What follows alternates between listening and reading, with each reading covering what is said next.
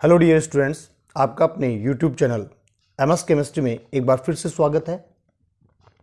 आज इस वीडियो में हम पढ़ने जा रहे हैं रेजोनेटिंग स्ट्रक्चर की स्टेबिलिटी को कैसे डिटरमाइन करते हैं, किस प्रकार से रेजोनेटिंग स्ट्रक्चर की स्टेबिलिटी का निर्धारण किया जाता है।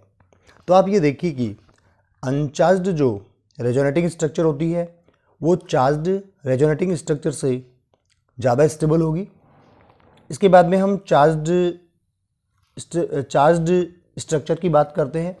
इसमें ऑक्टेट जिसका कंप्लीट है, जिस स्ट्रक्चर का ऑक्टेट कंप्लीट है वो स्ट्रक्चर ऑक्टेट इनकम्प्लीट स्ट्रक्चर से ज़्यादा स्टेबल होगी। इसके बाद में हम ऑक्टेट कंप्लीट स्ट्रक्चर पे जाते हैं। तो यहाँ पर आप ये देखो, एक चीज़ यहाँ पे ये देखनी कि ऑक्टेट जिसका कंप्लीट है, इसका मतलब है वहाँ पे बॉन्ड्स ज़्यादा होंगे और ज़्यादा कोवेलेंट बॉन्ड है, इसका मतलब उसकी स्टेबिलिटी हाई होगी। इसके बाद में हम देखते हैं ऑक्टेट जिसका कंप्लीट है उसमें यदि मोर इलेक्ट्रोनेगेटिव एटम पर यदि नेगेटिव चार्ज है मोर इलेक्ट्रोनेगेटिव एटम पे, इसका मतलब है इसकी स्टेबिलिटी हाई होगी, हाई स्टेबिलिटी। ठीक है। अब फिर बात करते हैं लेस इलेक्ट्रोनेगेटिव एटम। उस पर यदि पॉजिटिव चार्ज है तो वो भी हाई स्टेबल होगा, वो रिंग भी या वो रेजोनेटिंग स्ट्रक्चर भी हाई स्टेबल हो जाएगी।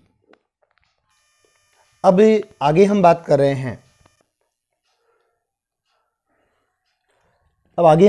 हैं, जैसे मैं यहाँ पे आपको एक ये समझा दूँ, कार्बन है और एक नाइट्रोजन है स्ट्रक्चर में।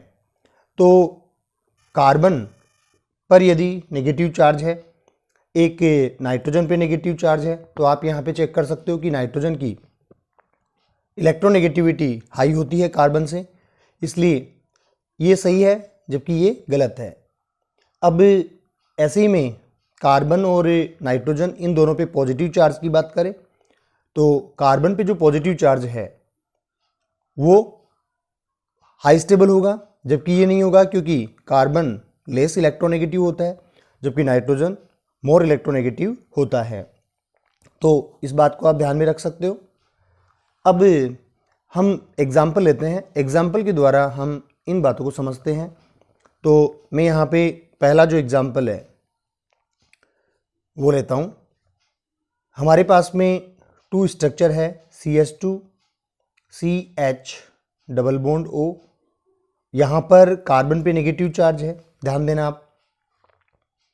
और एक रेजोनेटिंग स्ट्रक्चर हमारे पास में है CH2 डबल बॉन्ड CH और ये ऑक्सीजन पे नेगेटिव चार्ज है। तो आपको ये चेक करना है, ये फर्स्ट स्ट्रक्चर और ये सेकंड स्ट्रक्चर, इन दोनों में आपको ये चेक करना है कि मोर स्टेबल कौन सी होती है। तो आप चार्ज को चेक करो, यहाँ पे दोनों ही चार्ज्ड है, पहली बात तो ये है। और ऑक्टेट कंप्लीट है, यहाँ पे कार्बन का ऑक्टेट कंप्लीट है, यहाँ पे ऑक्सीजन का ऑक्टेट भी कंप्लीट है। फिर हमें चेक करना है इस पे नेगेटिव चार्ज, तो नेगेटिव चार्ज कार्बन पे नेगेटिव चार्ज है, यहाँ पे ऑक्सीजन पे नेगेटिव चार्ज है। और अभी भी आपको बताया कि नेगेटिव चार्ज मोर इलेक्ट्रोनेगेटिव पे होता है तो वह स्ट्रक्चर ज़्यादा स्टेबल होती है।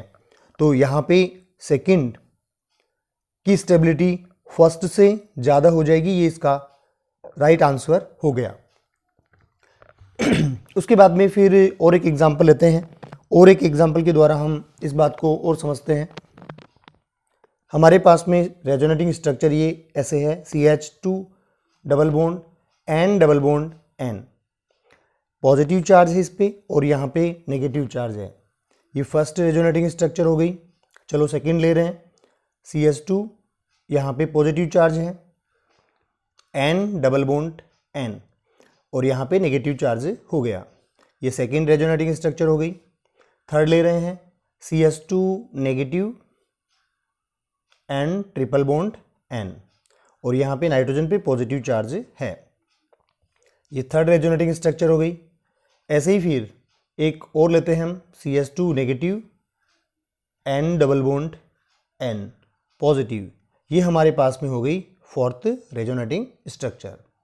अब आप ये देखो कि इसमें फर्स्ट, इन सभी रेजोनेटिंग स्ट्रक्चर में फर्स्ट और थर्ड, इसमें कोवेलेंट बॉन्ड ज़्यादा है, मतलब यहाँ पे डबल बॉन्ड और यहाँ पे ट्रिपल बॉन्ड, ठीक है, जबकि इनमें सिंगल बॉन्ड और डबल बॉन्ड है।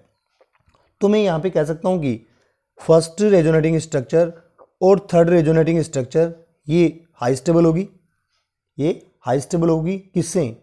सेकंड रेजोनेटिंग स्ट्रक्चर और फोर्थ रेजोनेटिंग स्ट्रक्चर से। अब हमें यहाँ पे इनको चेक करना है। चलो मैं फर्स्ट और थर्ड की बात करता हूँ। तो यहाँ पे ऑक्टेट कंप्लीट है, यहाँ पे कोवेलेंट बॉन्ड है वो ज़्यादा है इन दोनों से, मतलब सेकंड और फोर्थ स्ट्रक्चर से। और अब हमें यहाँ पे बात किसकी करनी है? अब हमें बात करनी है इनके चार्ज पे।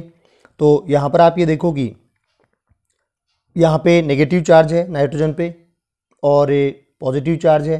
इसमें आप देखोगे कि कार्बन पे नेगेटिव चार्ज है, यहाँ पे नाइट्रोजन पे नेगेटिव चार्ज है और यहाँ पे कार्बन पे नेगेटिव चार्ज है। और हम जानते हैं कि कार्बन लेस इलेक्ट्रोनेगेटिव होता है, तो यहाँ पे ये स्ट्रक्चर क्या हो जाएगी? लेस स्टेबल हो जाएगी। तो फर्स्ट की स्टेबिलिटी हाई होगी सेकंड से, ये थर्ड से, और उसके बाद में थर्ड की स्टेबिलिटी सेकंड से ज़्यादा हो जाएगी। अब रही सेकंड और फोर्थ की बात। तो सेकंड और फोर्थ में आप चेक करो, सेकंड और फोर्थ में यदि आप चेक करते हो तो सेकंड में नेगेटिव चार्ज, यहाँ पे नाइट्रोजन पे नेगेटिव चार्ज है और इसमें नाइट्रोजन पे पॉजिटिव चार्ज है। नाइट्रोजन पे यहाँ पे नेगेटिव चार्ज आ रहा है, जबकि इसमें नाइट्रोजन पे पॉजिटिव चार्ज आ रहा है।